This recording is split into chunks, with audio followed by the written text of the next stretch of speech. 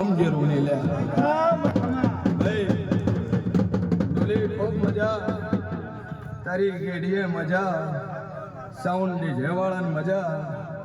અમે મજા છે કારણ કે અહીંયા એડવાન્સ પેમેન્ટ હોવાની ભાઈ મારો ભગવાન કે છે